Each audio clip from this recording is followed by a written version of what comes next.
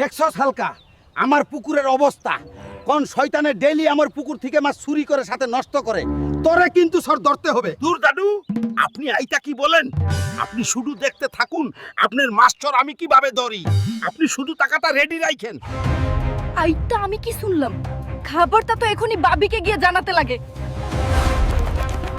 ও ভাবি, খাবার তো বেতাল হইয়া গেছে। দাদু তো পুকুর পাহারা দেবার জন্য হালকাকে লইছে। এখন আমরা মাছ খাবো কিভাবে?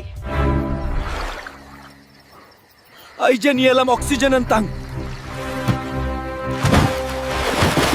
ভাবি দেখুন, আশেপাশে তো মনে হয় কেউ নেই। চলুন শিগগিরই জালটা ফেলে মাছ মেরে সটকে পড়ি। এই যে দৌড়ে ফেললাম ভাবি।